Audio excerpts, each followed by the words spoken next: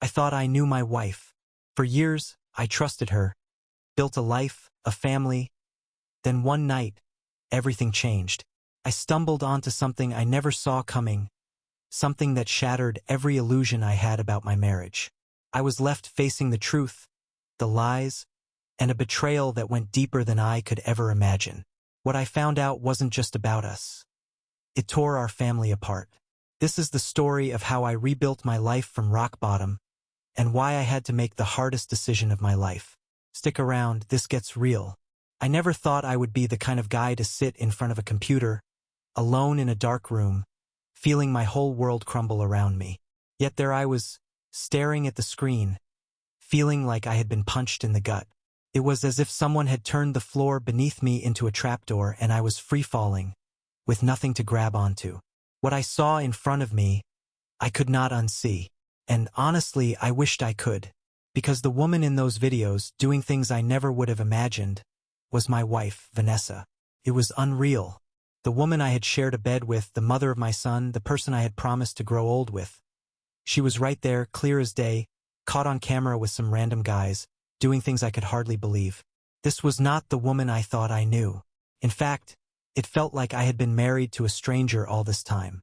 I felt my face flush with anger, betrayal flooding every inch of my body. The questions raced through my mind. How long had this been going on? How did I not see the signs? And most painful of all, what did this say about the life we had built together? I had always thought of myself as a reasonable man, someone who could keep calm even when things went wrong. But in that moment, I could feel rage boiling up inside me in a way I had never felt before. It was not just the betrayal. It was the lies, the deceit, and the pure disrespect for everything I thought we shared. Vanessa had taken something sacred, something I thought we both cherished, and thrown it away like it meant nothing. Looking back, I could see the signs. They were all there, staring me in the face, but I had been blind, or maybe just too trusting. There was the missing cash from our joint account, the unexplained withdrawals she would brush off as nothing, or just a little extra shopping. Then there were the fancy gifts, jewelry, clothes, things I knew we had not bought together. And those girls' nights out that started happening more often. She would come home late, smelling of perfume that was not hers, or just different somehow. But whenever I asked, she would laugh it off, call me paranoid, or say I was imagining things. And then there was our son, caught up in the web of her lies in the worst possible way. My heart broke all over again as I remembered the messages I had found, the screenshots of her using our son's social media profiles as a cover to lure these young guys. She had even gone so far as to interact with his friends, creating this fake identity to hide what she was doing. It was sickening to think of her dragging our son into this mess, using his identity as a mask for her secret life. But nothing, and I mean nothing, could have prepared me for the ultimate gut punch. The proof that she had actually conceived a child with one of our son's classmates. She had lied to me, making up some story to cover it up, all while carrying this secret. I felt like I was going to be sick. It was as if she had taken our life, our family, and ripped it apart piece by piece, leaving nothing but lies and betrayal behind. As I sat there, staring at the screen, the evidence staring right back at me, I knew there was no going back. This was not something we could talk through or fix with a few therapy sessions. No, this was the kind of betrayal that left scars too deep to heal. I felt a cold, hard certainty settle over me. Our marriage was over. The life we had built, the future I thought we shared, it was all just smoke and mirrors. She had destroyed it, and for what? A few cheap thrills and dirty secrets? It was too much to comprehend. I knew I could not just sit there forever. I had to confront her, to make her face what she had done. But part of me was terrified of the conversation, of the lies she would try to spin, of the realization that I had wasted years of my life on someone who did not deserve it. And then, a darker thought crept into my mind, one I tried to push away but could not.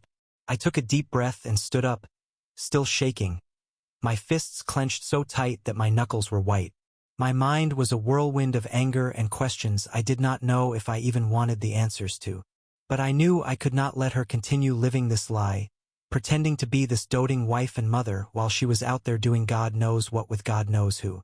I walked out of the room, my footsteps heavy on the carpet as I made my way down the hallway, toward our bedroom, where Vanessa was lying, probably asleep without a care in the world. As I reached the door, I paused, my heart racing. This was it. There was no going back after this. I felt like I was standing on the edge of a cliff, staring down into something dark and ugly, and I knew I had no choice but to jump. I pushed the door open, feeling the weight of what I was about to do press down on me, making it hard to breathe. Vanessa was lying on her side, peacefully asleep, with no idea of the storm that was about to hit. For a brief second, I almost felt sorry for her, almost felt the pull to just walk away and leave her in the dark. But then I remembered the videos, the messages, the lies, and any trace of pity vanished. This woman had betrayed me, betrayed our family, and now it was time for her to face the consequences. "Vanessa," I said, my voice tight with anger. She stirred, her eyes blinking open as she looked at me, confused and groggy. "Ethan, what are you doing up?" she mumbled, rubbing her eyes. She sounded so innocent, so completely unaware, and that just made me angrier. How could she lie there, pretending like everything was fine, when she knew what she had done? "I know everything, Vanessa," I said, my voice sharper than I intended. Her face changed in an instant. The confusion was gone, replaced by something else. Fear, maybe, or guilt. She sat up, her eyes darting around, trying to gauge how much I knew. "Ethan, what are you talking about?" she asked, trying to play dumb, but her voice was trembling, betraying her. "Do not even try that," I snapped. "I have seen the videos. I have seen the messages. I know about everything, the missing money, the late nights, the lies. And I know about the pregnancy, Vanessa. Do you have anything to say for yourself?" Her face went pale, and for a moment, I thought she might faint. She opened her mouth, but no words came out. She just stared at me, eyes wide, like a deer caught in the headlights. She knew there was no way out. No excuse she could make that would make this go away. The silence stretched between us, heavy and suffocating, until she finally spoke. "Ethan, I can explain," she stammered, but her voice was weak, unconvincing. "Explain? Really? You think you can explain this?" I laughed bitterly, shaking my head. "There is nothing you can say that will make this okay, Vanessa. Nothing. I was lost, Ethan. I did not know how to tell you. Things just got out of control and I did not know how to stop. I was scared you would hate me, that you would leave me," she said, her eyes filling with tears, as if that would make me feel sorry for her. "Well, guess what, Vanessa? You were right. I do hate you, and I am leaving. You did this. You chose this. You threw away everything we had for this? For some cheap thrills." My voice was shaking with anger, each word cutting through the air like a blade. I could see the panic in her eyes, could see her trying to think of some way to talk herself out of this, to make me forgive her. But there was nothing left to forgive. She started to cry, big, ugly sobs that filled the room, but I felt nothing. No sympathy, no pity, just a cold, hard emptiness where my love for her used to be. I let her cry, watching her fall apart, but it was like watching a stranger. This was not the woman I had married, the woman I had built a life with. This was someone else entirely. After a few minutes, she looked up at me, her face streaked with tears, her eyes red and swollen. "Please, Ethan, please do not leave me. I made a mistake. I know I did, but I can make it right. We can fix this. We can go to counseling or talk to someone. Anything. Just please, do not leave me." I shook my head, disgusted. "There is no fixing this, Vanessa. You crossed a line you can never come back from. You destroyed our marriage, our family. And you did it for what? For attention? For excitement?" I laughed again, the sound bitter and harsh in the quiet room. She just stared at me, speechless, her face crumpling as she realized that I was serious, that this was really happening. I could see the despair in her eyes, the dawning horror as the reality of what she had done began to sink in. But it was too little, too late. She had made her choice, and now she had to live with the consequences. I turned to leave, feeling a strange sense of relief wash over me as I walked out of the room, out of her life. It was like a weight had been lifted off my shoulders, like I was finally free. But as I reached the door, a thought stopped me in my tracks. A dark, nagging thought that had been lurking in the back of my mind since I had seen those videos. What if she did this again? What if she dragged our son further into her twisted games? I stood there, hand on the doorknob, feeling a wave of anger swell up inside me all over again. This was not just about me anymore. She had already involved our son in her sick, twisted games, using his identity, his reputation, without a second thought. And the more I thought about it, the angrier I got. How could she drag him into this mess? He was an innocent kid, just trying to live his life, and she had turned him into a tool for her own depraved double life. It was beyond selfish, it was cruel. I turned back to look at her, and for a moment all I could see was red. You are not just a liar, Vanessa. You are a selfish, twisted person. Do you even understand what you have done to our son? What he will think if he ever finds out? You did not just betray me, you betrayed him too. Do you get that? My voice was raw, filled with a rage I could barely contain. She opened her mouth, trying to say something, but I cut her off. No, do not even try to explain. There is no excuse, no explanation you can give that will make this right. You used him, Vanessa. You used your own son as a cover so you could go off and do God knows what with people you barely know. What kind of mother does that? Her face crumpled again, but I did not care. I was done feeling sorry for her. I was done pretending that this was something we could fix. She had crossed a line, and there was no coming back from it.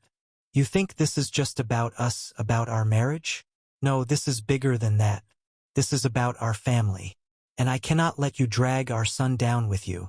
I will not let you ruin his life the way you ruined ours. I took a step closer to her, feeling the weight of my words hanging in the air between us.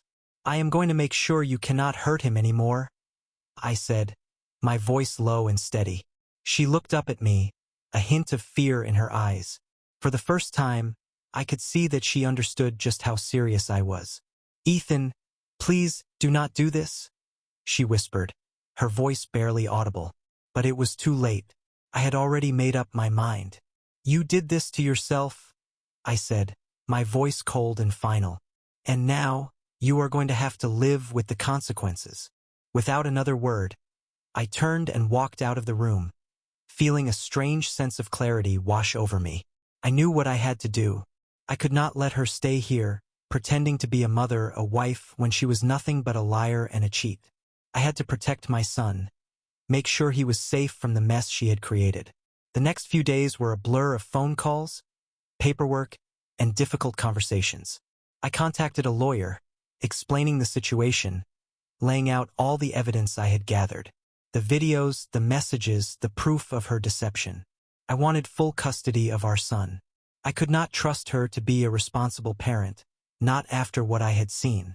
Every step of the way, I felt a strange mix of relief and pain. Relief that I was finally taking control, that I was putting my son's well-being first. But also pain.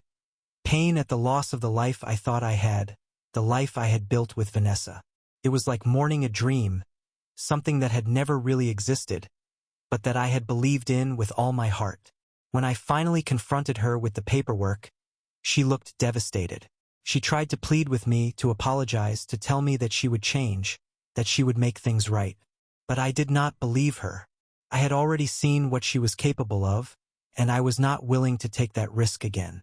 I could not let her hurt our son the way she had hurt me.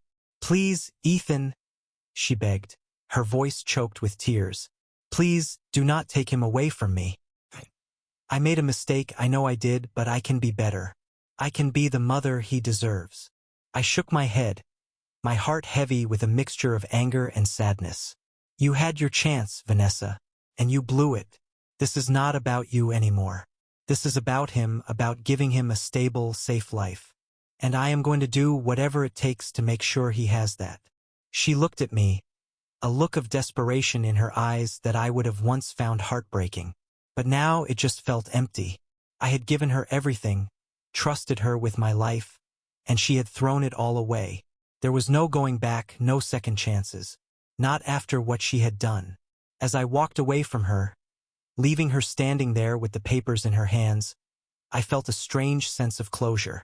It was not the kind of ending I had ever imagined, but it was the only one that made sense. I could not change the past, could not undo the choices she had made, but I could protect my son, give him a life free from lies and betrayal. And that was exactly what I intended to do. In the days that followed, I focused on rebuilding, on creating a new life for myself and my son. It was not easy. There were days when the pain of it all felt unbearable, when I would find myself thinking back to the life I thought I had lost. But slowly, bit by bit, I began to move forward. I poured myself into being the best father I could be, spending time with my son, making sure he knew he was loved and safe. I wanted to show him that, no matter what had happened, he could always count on me, that I would always be there for him, no matter what. The hardest part of it all was talking to my son about what was happening. He was young, still too innocent to fully understand the complexities of adult life, but old enough to know that something was wrong. I dreaded the conversation, knowing that no matter what I said, it would change things for him, shake up the foundation of the world he knew. But I owed him honesty, even if it was a gentler version of the truth. One evening, after dinner, I sat him down in the living room, taking a deep breath as I tried to figure out how to begin. He looked at me with wide, trusting eyes, and in that moment, I felt a pang of guilt. I wished I could protect him from all of this, could somehow shield him from the fallout of his mother's choices. But that was not possible, and we both knew it. "Buddy, there's something I need to talk to you about," I started, my voice steady but soft. "Things are going to be a little different around here for a while. Your mom and I, well, we're not going to be together anymore." He looked at me, confusion flickering across his face. "Are you getting a divorce?" he asked, his voice small and uncertain. "Yes," I said, nodding, my heart breaking a little as I watched the realization sink in. "We are. It's not because of you. It's not your fault. This is between your mom and me, and sometimes adults just can't work things out. But I want you to know that we both love you, and that's never going to change." He stared at the floor, his fingers fiddling with the hem of his shirt. "Will I still see Mom?" "Of course you will," I reassured him, even though I wasn't sure how often or what our new arrangement would look like. "She's still your mom, and she loves you. But right now, we're going to try living separately so that we can both focus on being the best parents we can be for you." He nodded, but I could tell he didn't fully understand. How could he? This was a world of adult mistakes and complications, a world he should never have had to deal with. I felt a pang of anger at Vanessa for putting us in this situation, for dragging him into a mess that should have been hers alone. But I kept my emotions in check, determined to stay strong for him. After a while, he came over and hugged me, and I held on to him tightly, feeling an overwhelming sense of responsibility wash over me. I was all he had now, the one constant in his life, and I vowed to be the kind of father he could look up to, the kind of father he deserved. This wasn't the life I had planned, but it was the life we had now, and I was determined to make the best of it. The days turned into weeks, and slowly, a new routine began to take shape. I found solace in the small things, cooking breakfast for us in the morning, taking him to school, helping him with his homework in the evenings. It wasn't always easy. There were days when the weight of everything felt almost unbearable, when I would lie awake at night, haunted by memories of what I thought my life would be. But each day, I reminded myself that I was doing this for him, that he was my reason for moving forward. Vanessa, for her part, tried reaching out. She sent messages, tried calling, leaving voicemails that ranged from apologetic to desperate, begging me to reconsider, to forgive her. She promised she had changed, that she was willing to do anything to make things right. But I had heard it all before, had seen where her choices had led us, and I couldn't bring myself to believe her. The trust was gone, shattered beyond repair, and no amount of words could put it back together. One evening, she showed up at the house unannounced. I was in the middle of making dinner when I heard the doorbell ring. I opened the door, and there she was, standing on the porch, looking more fragile and defeated than I had ever seen her. Her face was pale, her eyes red and swollen from crying. She looked at me, her expression a mix of guilt and desperation. "Ethan, please," she said, her voice barely a whisper. "Can we talk? Just for a few minutes."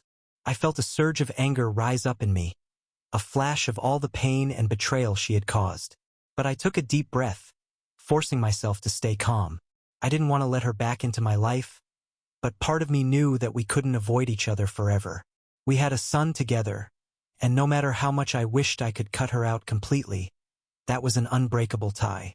"Fine," I said, stepping outside and closing the door behind me. I didn't want my son overhearing this conversation, didn't want him to see the tension between us. She looked down, fidgeting with her hands as she spoke. "I know I messed up, Ethan. I know I hurt you, and I know I've ruined everything. But please just give me a chance to explain. I want to make things right, for our son's sake." I shook my head, feeling a surge of frustration. "It's too late, Vanessa. You had plenty of chances to make things right, and you chose not to. This isn't something we can just fix with an apology. You destroyed our marriage, our family, and now you want to pretend like it never happened." "I'm not pretending," she insisted, her voice breaking. "I know what I did was wrong. I was lost and I made terrible choices. But I want to be there for him. I want to be a mother to our son." I sighed, rubbing my temples as I tried to keep my emotions in check. Part of me wanted to yell at her, to let out all the anger and hurt I had been holding back. But I knew that wouldn't solve anything. I had already made my decision, and there was no point in dragging this out any longer. "I can't stop you from being his mother," I said finally, my voice calm but firm. "But things will never be the same. You made your choices, Vanessa, and now you have to live with them. I'll make sure our son sees you, that he knows you love him. But as for us, that's over. There's no going back." She looked at me, her face crumpling with the weight of my words, but I didn't feel any sympathy. This was the reality she had created, and now she had to face it. Without another word, I turned and went back inside, closing the door behind me. Closing the door, I leaned against it for a moment, feeling the weight of everything pressing down on me. This was the end of a chapter one never thought would close, a life I thought I would have forever. But as painful as it was, I knew it was the right choice. I couldn't keep pretending that things could go back to normal, not after everything that had happened. Vanessa's choices had left scars on both of us, scars that would take time to heal, if they ever did at all. That night, I sat down with my son for dinner, doing my best to keep things light, to keep our world stable even as everything else felt like it was falling apart. He chatted about school, his friends, his plans for the weekend, and I listened, nodding and smiling, trying to soak up these small, precious moments. In these quiet times, I felt a sense of peace, a feeling that, despite everything, we would be okay. I had him and he had me, and that was enough. Over the next few months, Vanessa's presence in our lives faded into the background. She had visitation rights, and I made sure our son got to spend time with her, but I kept things as structured and supervised as possible. I wasn't going to let her mistakes seep back into our lives. I set clear boundaries, both for my son's sake and for my own. I needed to protect him from the instability and the pain that had become so familiar in the last year. As time passed, I began to notice a change in myself, a slow but steady shift in how I saw the world. The anger I had felt toward Vanessa started to soften, replaced by a feeling of detachment. I no longer cared about what she did or who she was with. My focus had shifted entirely to my son and our future, the life we were building together, just the two of us. It was not the life I had planned, but it was a life I could be proud of. One Saturday afternoon, I was cleaning out the garage when I came across an old photo album, buried beneath a stack of forgotten boxes. I pulled it out, brushing the dust off the cover, and flipped through the pages. There were pictures of Vanessa and me on our wedding day, our honeymoon, the first house we bought together. Each photo was a snapshot of a different time, a different life.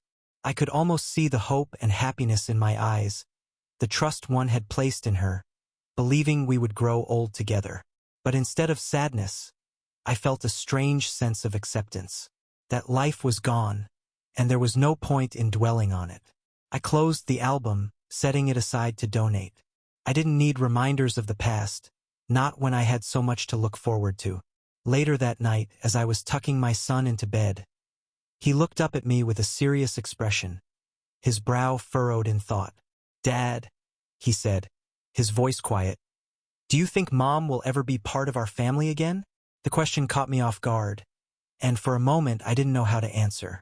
I wanted to protect him from the harsh realities of adult life, but I also knew I couldn't lie to him. He deserved honesty, even if it wasn't the answer he wanted. I sat down on the edge of his bed, placing a comforting hand on his shoulder. "I don't know, buddy," I said carefully. "Sometimes things happen that make it hard for people to be together. Your mom and we just had different ideas of what our family should be like." He looked down, his expression thoughtful. "But she still loves me, right?" "Of course she does," I said firmly. "Your mom loves you very much. She just made some mistakes. But that doesn't change how much she cares about you." He nodded slowly, seeming to accept my answer, but I could see the questions lingering in his eyes. I wished I could protect him from the pain of it all, could somehow make it easier for him to understand. But I knew this was something he would have to come to terms with in his own way, just as I had. After he fell asleep, I sat in the living room, reflecting on everything we had been through, the journey we had taken to get to this point. There were moments of darkness, of anger and despair, but there were also moments of hope, of quiet strength. I had faced some of the hardest days of my life, but I had come out the other side with a renewed sense of purpose. I had learned to rely on myself to rebuild my life piece by piece, and in doing so, I had found a resilience I didn't know I had. Eventually, I began to open myself up to new possibilities, to the idea that maybe, one day I could love again. It was a thought that had once seemed impossible, something I had pushed away, thinking I would never be able to trust anyone that way again. But as time passed, I realized that I wasn't defined by Vanessa's choices, that her mistakes didn't have to dictate my future. I could create a new life, one that was built on honesty, trust, and mutual respect. Months turned into a year, and I started dating again, cautiously at first, unsure of how to navigate this new territory. I was honest about my past, about the baggage I carried, and I found that there were people who understood, who were willing to see me for who I was, flaws and all. It was a slow process, filled with ups and downs, but I felt a sense of hope I hadn't felt in a long time. Through it all, my son was my anchor, the steady presence that kept me grounded. Watching him grow, seeing his resilience and kindness, filled me with pride. He was stronger than I could have ever imagined, adapting to our new reality with a grace that humbled me. He was my reason for moving forward, for letting go of the anger and bitterness, and for embracing the life we were building together. And so we moved forward, step by step, day by day, creating a new kind of family. It wasn't the family I had once dreamed of, but it was ours, and that was enough. In the end, I realized that sometimes life doesn't go the way you plan, that sometimes the people you trust the most can let you down. But even in the face of betrayal and heartache, there is always a way forward, always a chance to start again. As time went on, life began to feel normal again. It wasn't the same kind of normal as before, but a new, quieter version. One where my son and I had created our own routines, our own traditions. Saturday morning pancake breakfasts, movie nights on Fridays, and lazy Sunday afternoons spent exploring nearby parks or just hanging around the house. It became our rhythm, something stable in a world that once felt anything but. My son seemed to thrive in this new life. He was growing more confident, his laughter filling the house in a way that reminded me of all the good we still had. He made new friends, found new hobbies, and even started doing better in school. I watched him closely, always ready to help him navigate any questions or confusion he had about what happened between his mother and me. But kids are resilient, more resilient than we sometimes give them credit for, and he was slowly finding his own way. Every now and then, Vanessa would reach out, trying to repair the relationship she had with him. I respected her efforts, despite the past, and encouraged their bond, as it was important for him to have both of his parents in his life. She had her struggles, but she seemed to be making an honest effort to change. I no longer felt the deep anger I once had toward her. Instead, there was an understanding that people could make mistakes, even terrible ones, and still have the potential to grow. It was a slow journey, one filled with setbacks, but in the end, it was the best I could hope for her to be a mother our son could rely on in her own way. One day, as my son and I were sitting on the back porch, enjoying the evening sun, he turned to me with a serious look on his face. "Dad," he began, "do you think you'll ever get married again?" I was a bit taken aback by his question. I hadn't realized he'd thought about it, and I'd never really brought it up. But I knew he was asking out of curiosity, maybe even a bit of hope. He wanted to see me happy, to know that our lives could keep moving forward. "Maybe," I said with a small smile, "but it would have to be with someone really special, someone who understands us and fits into our lives." He nodded thoughtfully. "I think that would be nice," he said. "You deserve to be happy too, Dad." Hearing him say that, hearing the sincerity in his voice, touched me deeply.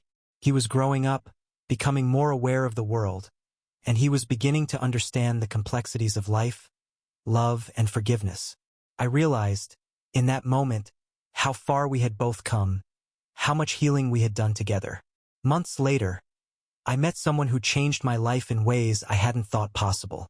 It started as a friendship, a gentle, easy connection that grew over time. She was kind, compassionate, and open-minded, qualities I had learned to value deeply. We took things slow, carefully weaving her into our lives, always putting my son's needs first. And, to my relief and joy, she got along with him, understanding his quirks, his humor, and the unique bond we shared. Eventually, the three of us formed a family of our own, a family built on trust, honesty, and the lessons I had learned through all the pain and betrayal. She became a steady presence in our lives, someone my son could rely on, and someone who made me believe in love again. It was a love that felt different, grounded in a mutual respect that I hadn't known before. And this time I was ready to trust, to open my heart again, and to embrace the future we were building together. The journey hadn't been easy. There were scars, reminders of the hurt we had been through, but they were just that, reminders, not definitions. We didn't let them control us. Instead, we used them as stepping stones, as proof of our resilience and our strength. We had faced some of the hardest moments life could throw at us, and we had come out stronger, wiser, and more united. In the years that followed, I found a happiness that was deeper and more real than anything I had ever known. It wasn't the fairy tale I had once imagined, but it was genuine, a life filled with love, laughter, and trust. And as I watched my son grow, watched him find his way in the world with a smile on his face and a confidence that made me proud, I knew that every step of the journey had been worth it. Looking back, I realized that sometimes life has a way of tearing everything apart, forcing us to rebuild from the ground up. It's painful, it's messy, and it feels impossible at times. But in that process, we find out who we really are, what we're capable of, and what truly matters. I found strength I never knew I had, and I found a love that wasn't just for another person, but for the life I had created, the life we had fought so hard to make. If there's one thing I learned through all of it, it's that love, real, honest love, isn't perfect. It's flawed, it's fragile, and it takes work. But it's also resilient, and when you find it, it has the power to heal, to rebuild, and to make you whole again. And in the end, that's all I ever wanted. A life I could be proud of, a family I could cherish, and the chance to start again.